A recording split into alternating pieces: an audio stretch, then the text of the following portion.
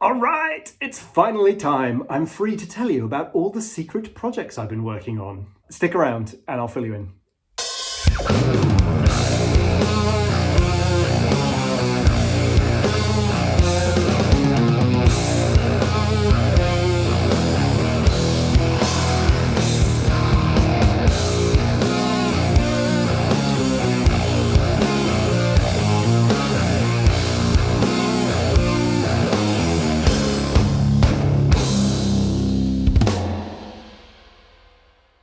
Hello and welcome to Planet Smasher HQ. It is freezing in this shed, you can probably see my breath. Welcome to the next of the series of Dev Diaries. This is going to be a quick retro on what I've been working on recently and what I am planning to work on over the next couple of weeks. So I think, as you probably heard from the last video, I quit my job. I'm extremely excited. I'm extremely energized, and there are so many things I want to do. I'll be honest with you, over the last month and a bit, as I was sort of on the way out of Epic Games, I have found quite a lot of time to organize myself and get stuff kind of sorted out and in good order. As I talked about a little bit, I've been previously under a inability to create new IP and put it into market. So I've been a little bit cautious about what exactly I have been doing and putting out there, but I can tell you some of the things that I have been working on. Some of these are a little bit administrial, but I'm not sure if it's happened right now, but it's certainly in process this week, and maybe by the time this video comes out, it will have happened. But I am centralizing my websites. So I started with gaslands.com, and that worked very nicely from a community building standpoint. aBillionSuns.space came next, and that was a way for me to build a separate community around that game. But I am really focusing on building Planet Smasher as the sort of vehicle for my games design. And so I spent some time over the last few weeks tarting up the Planet Smasher Games website, making it more representative of what I want to put out there in the world. And the next and final stages are migrating all of the A Billion Suns and Gaslands content into the Planet Smasher Games website, and then setting up some redirects. Because I had some decent traffic on gaslands.com. It'd be lovely if that traffic was zooming its way over to the Gaslands pages seated on planetsmashergames.com instead. That seems like a good idea. So that's one of the things that's going on. I have been sorting through an enormous pile of game ideas, expansion ideas, product ideas for all kinds of games and expansions and projects. And I've been trying to figure out like where they all are and what order they're in. So I have been prioritizing. I have been working on a setting, a campaign setting, a game setting, it was initially for a role-playing game that we were working on. Well, that's slightly disingenuous. So I've had a increasing sense of what I want Perilous Tales to be. And in its beta form, way back when, and it was written quite a long time ago, but it got it got some fresh attention over lockdown 3 or 4 years ago. God, goodness, seems like a long time now. Because it was a solo game and people were looking for solo games. A lot of people tried Perilous Tales and recorded themselves playing it on YouTube, and that was great, and it taught me a lot about what people like about the game. But something that I want to be true about the game is that I want the game to be a bit more like a single-player video game, insofar as it has the ability to just spin up a random single game of Perilous Tales. But if you're going to sit down and learn the rules, you're probably going to want to play more than one game of it, and I really want to provide a cool way to link games together. I had a really good time writing Gaslands Legacy. I don't know how many people have played Gaslands Legacy. It was released in Blaster issues 3 and then 4, and now is available as a standalone thing. But it was really fun to write an extremely narrative campaign. Not a narrative campaign in terms of one that just introduces like fake historical battles and links them together, but one where there is a story and there are clues or paths that you can take and that you can get more or less information. And I've been playing a lot of Elden Ring over the last year and a half, and I'm really inspired by some of the game design opportunities for Perilous Tales, which emerge from approaching the game in a little bit more of a video gamey way, and maybe introducing a bit more of a map so that you can explore and begin to grapple with a whole area, one game at a time. I'm really excited about introducing some kind of Metroidvania like mechanics in, so that as you play games of Perilous Tales, you encounter increasingly difficult monsters, and in some cases you get rewards for beating those monsters, and in some cases you can't yet, or it's extremely difficult to beat the monsters or to pass through an area until you've gone and found the right keys and abilities to unlock or make easier those areas. And so, rewinding all the way back, I have through December been working on a campaign setting called Witchampton, and Witchampton is a sort of strange Victorian horror setting, very British horror, Hammer horror kind of inspired, but with lots of weird additional things woven into it. And I've been writing that first as a role-playing campaign to run with my friends, and but with the continuing focus on making sure that it is a rich gameplay framing setting for Perilous Tales. And Perilous Tales was, it's obsessed with classic horror tropes, and so monster movie tropes particularly. And so I've got lots of well play tested monsters like Dracula, like a mad scientist, like the Mummy, where I can arrange those and scale those bad guys in order to make a really nice story mode, I guess is what it is. I hate to call it a campaign system because it's really a story mode. It's like it's different levels in a game, and I want you to play through the game, maybe not in a completely linear fashion, but certainly not in a completely random sort of open worldy way. So anyway, that is what's going on with Perilous Tales. I think, but I don't know, I think that Perilous Tales is probably going to be the first game that me as new Planet Smasher tries to put on Kickstarter. I want to put it in a box. I want to have the rule book and the tokens and the things that you need to play that game all boxed up in a sort of starter box, and include inside it the sort of book for, and maybe a map for this Witchampton story mode. And I don't know, like beyond that feels exciting, because if the rules to Perilous Tales are good and solid, then I can go ahead and write new story modes, new kind of campaign. I'm not sure what the word for it is. It's like DLC, I guess.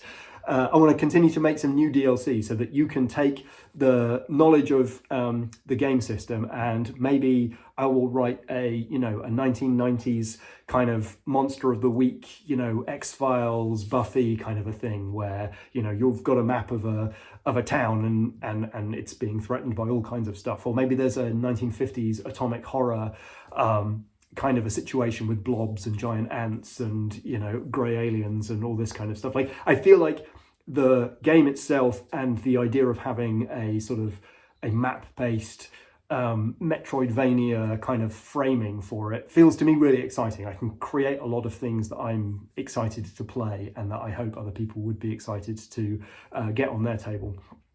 So that's one thing that I've been working on, and over the next couple of weeks I am potentially continuing to tinker with the setting and fill in a lot of the details. I've got about 30 to 40% of the sort of hexes on my Witchampton map filled in. So there's that. I'm working on two other games have been irresistibly dragging time out of me. One is I have been thinking about I have been thinking about what to do with Mystic Skies, which I think is a wonderful game. I really think it plays extremely well. I think mechanically it's excellent, but for whatever reason, it never really achieved liftoff in any meaningful way at all. And I don't know if that's that the theme was just wrong and not that attractive to players. It was almost certainly that the delivery mechanism in Blaster, it had a price point that was tricky. But even then, like, Blaster got a decent amount of visibility, and that game never really got anything. It never got any engines going, and the community's never really started. So anyway, long story short, I have a lot of miniatures, fantasy miniatures, that I want to be gaming with. And I think that this is one of the things that really drives me as a game designer. When I have miniatures and I don't have exactly the game experience that I want to play with those miniatures, then that gets me excited and gets me moving. And so I have been working on something which is tentatively called Realms of Carnage. And Realms of Carnage is a warband game, fantasy warband game for about sort of 5 to 30 miniatures, where those miniatures can be, you know, big fat monsters, you know, brutish, ogre-y, big-based stuff, normal warriors and beastmen and stuff like that, and then little scrotty bits and bobs, goblins and, you know, Skaven and whatnot. And I am excited to take what I'm working on right now, and I will probably continue to work on for the next week or so, is I've taken the core engine of Mystic Skies, which is at its heart a tower defense, tower attack game where two players attempt to destroy the other person's tower whilst defending their own, and a summoning system where you don't start with everything, or in fact in Mystic Skies you don't start with anything, but in this game I'm beginning to evolve it so you don't start with everything in your warband on the table. You are flexibly summoning things in, so there's a flavour of A Billion Suns in there, although it's less what's the word I'm looking for? It's less completely open on the list building. So you start with a warband, you have a painting project, you know what it's going to be in your painting project, and then you start to mess around with that. So Realms of Carnage, I've got lots of other ideas, and I will talk a little bit more about that at some later date, but that is, I've got a working prototype. We had a first playtest of this new version, of this first prototype version this week. It had some teething problems. I bodged some things up, which, to be honest with you, in retrospect, I could have guessed that I was breaking those. But that's what happens when you take a game with one theme and you try and retheme it whilst also changing some of the rules. The second thing that I've been working on is a game that is currently called the Incunabula, and it is a extension of a long-term experiment that I've been running over the last year, which is how to make a sort of science fiction skirmish game that is very dynamic, that feels like a kind of really rapid running and gunning kind of experience, where it's miniature permissive, so it's got a lot of flexibility in how you build your models, and there's a lot of character in those models, and it's card driven. It is, deeply inspired by Malifaux, as any card driven system essentially has to be at this point. But it's got some unique, it's got a ton of unique ideas in it in terms of how the game is going to play. I don't have working prototypes of all of those. I have sort of exciting ideas about how to make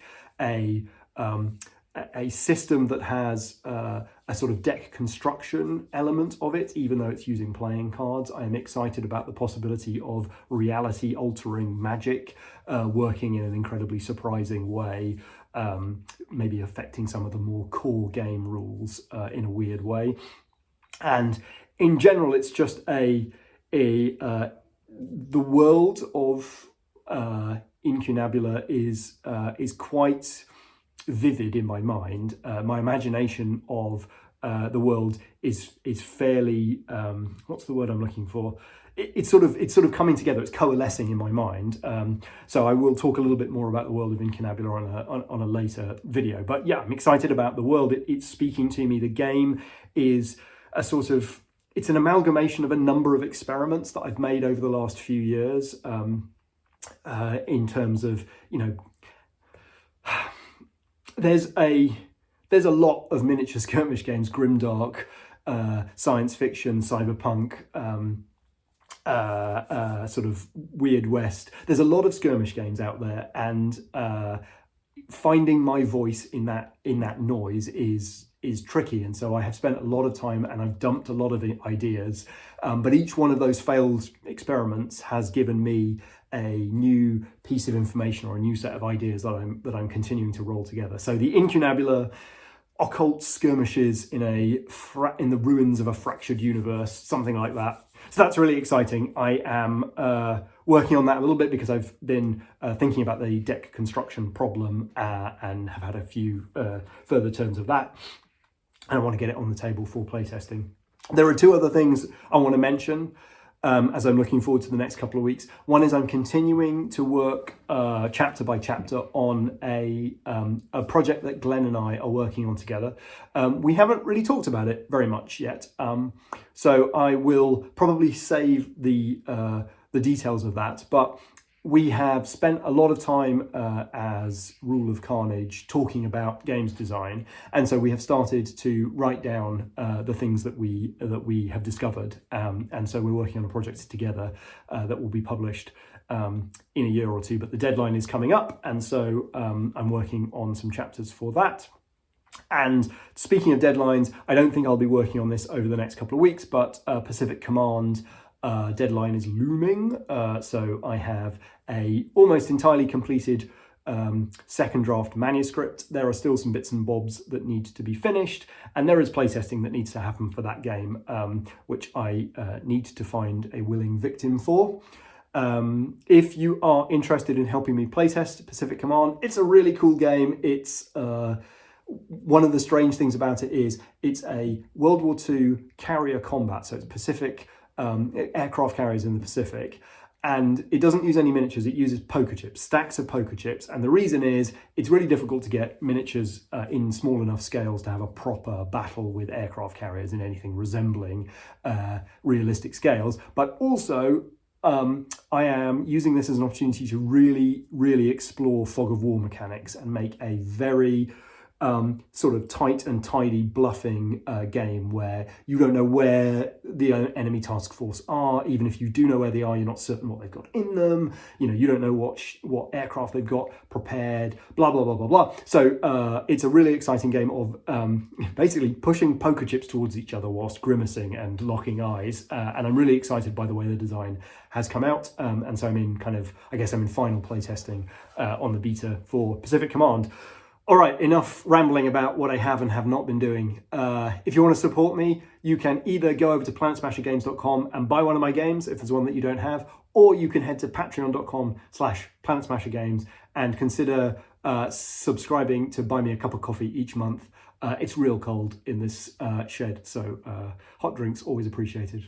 All right, I will speak to you again real soon, and until then, bye-bye.